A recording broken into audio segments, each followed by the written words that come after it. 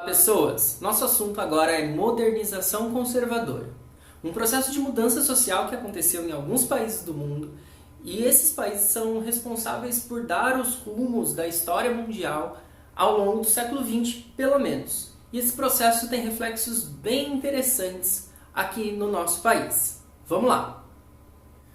Galera, o processo de mudança social por modernização conservadora ele é o oposto da ideia de revolução que a gente já estudou, né? E no caso do Brasil, ele tem uma relação íntima, ele é praticamente consequência da construção do sistema de administração patrimonialista aqui no nosso território, ok?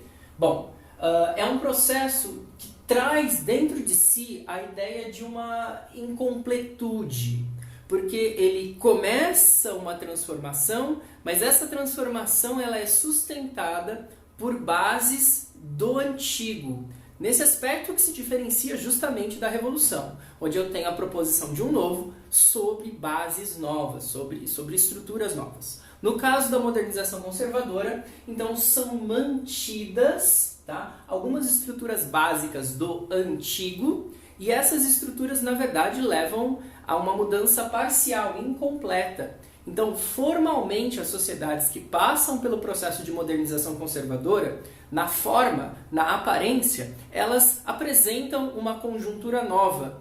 Porém, no seu interior, elas vão guardar aqueles valores antigos. Barrington Moore Jr. é um sociólogo norte-americano. E ele tipifica esses processos de modernização de uma maneira bem interessante, bastante didática da gente entender. Nessa tabelinha aqui está resumido, eu vou deixar para vocês a tabela completa, né, com mais detalhes. Eu estou colocando aqui também a visão do Lenin, que estuda profundamente os processos de modernização antes de dar cabo do seu processo de modernização, né? E ele faz umas leituras bastante semelhantes a desse sociólogo norte-americano. Então aqui nessa tabelinha está misturado a nomenclatura tanto de Lenin quanto do Barrington Moore Jr. Bom, para eles, a gente está vendo o seguinte: eu tenho mudanças sociais revolucionárias, ou seja, que tem as reais transformações das bases da sociedade, participação popular, e eu tenho a modernização conservadora, que é o foco dessa nossa conversa aqui. Mas é sempre importante fazer essa comparação, né? Então, quando eu falo da mudança revolucionária, eu tenho duas vias. A via de ruptura política, no nome do Barrington Moore Jr., ou a via americana, no ponto de vista do Lenin, né? O que caracteriza essa mudança? O que caracteriza essa forma de mudança social? Primeiro, né, repetindo, ela é revolucionária, então ela vai ter uma inspiração na própria Revolução Francesa, digamos assim, né? Os Estados Unidos é antes, mas é uma transformação completa com base popular, né? Então, forjada no povo, tem uma ruptura intensa com o passado. No caso dos Estados Unidos significa a própria independência do país e a criação direta de uma democracia. Eu tenho dentro da sociedade uma classe social que vai atacar qualquer obstáculo dado para a criação desse novo capitalismo dentro da sociedade. Então a sociedade ela está pronta e ela está consciente da necessidade de receber e de praticar um sistema político coerente com o desenvolvimento histórico do capitalismo, cada um na sua época aqui, né? Então isso é fundamental, é um processo de revolução nesse aspecto. Vai acontecer na França, nos Estados Unidos, como a gente falou, e também na Inglaterra com a Revolução Gloriosa. A via revolucionária de mudança social pelo comunismo, a gente já estudou isso com mais detalhes, né? Aqui a gente está falando do socialismo científico, a gente não está entrando aqui no socialismo real, né?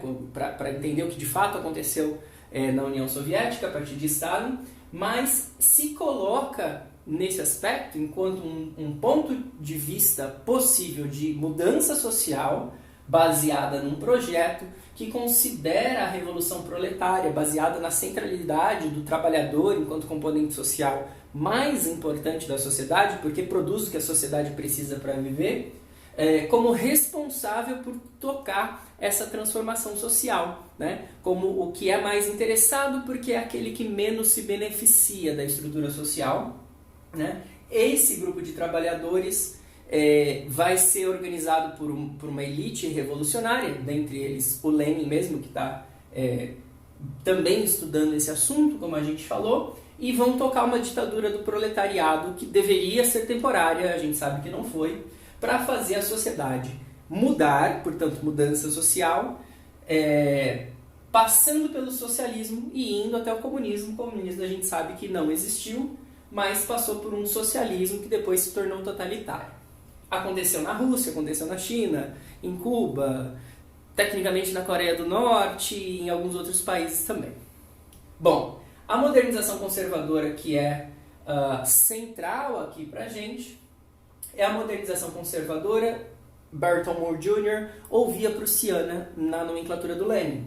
Bom, eu tenho o que acontecendo? Um acordo entre a nova burguesia, entre esse grupo social que precisa do novo, que quer construir o novo, né? Mas ele não chega e arrebenta tudo aqui, como aconteceu aqui em cima, e não arrebenta com o próprio capitalismo, como aconteceu aqui, né? Ele chega fazendo um acordo com quem? Com as classes sociais privilegiadas que existiam antes, fazendo acordo com a aristocracia. Então eu tenho assim uma classe dominante chegando e trocando ideia com outra classe dominante para fazer algumas negociações e as duas lucrarem. Ou seja, eu não tenho a destruição das bases antigas, né? Bom, o povo nesse processo, como eu não tenho em nenhum momento uma real ruptura de poder, esse povo nunca recebe, nunca tem a chance de fato ascender, a tocar nesse poder. Isso não vai acontecer. Então o povo ele vai seguir passivo nesse processo. E aí surge nesses países um capitalismo, que é a parte nova, né, a parte do processo novo. Vai surgir o capitalismo sim, mas é um capitalismo não orgânico, é um capitalismo de combinação, de conveniência, né? E por ser um capitalismo de combinação, de conveniência, que não está espelhado numa participação efetiva do povo, da sociedade, esse povo e essa sociedade, eles são joguetes nessa negociação. Logo, essas classes dominantes, elas geralmente vão precisar e vão sentir a vontade em empregar violência contra o povo para sustentar esse domínio. Porque esse domínio é um domínio forçado. Ele não foi um domínio do novo capitalista, aqui de cima, forjado pelaquela classe social popular.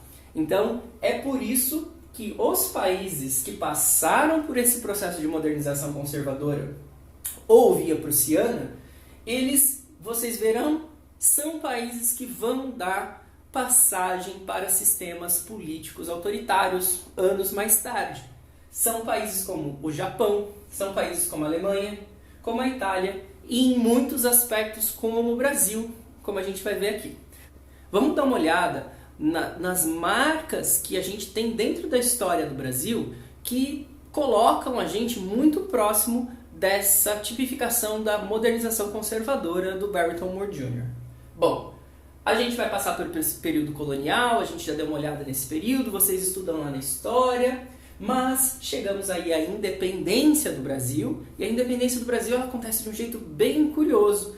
Diferentemente dos Estados Unidos, a independência ela é feita justamente por uma figura que é o próprio colonizador, ela é feita pelo português, né? Que vai agora então criar um sistema análogo ao que o Brasil era dominado aqui no nosso próprio território. Então o Brasil ele não tem uma ruptura nesse processo de independência como acontece nos Estados Unidos, que sai do domínio colonial e se torna uma democracia. Nós temos uma independência feita pelo antigo agente colonizador, o português, que vai implantar aqui no Brasil um sistema imperial, né? Eu tenho aqui no Brasil o período imperial característico do período pós-independência. Nesse aspecto, há uma estabilização da participação popular, né? Eu não tenho tempo, né?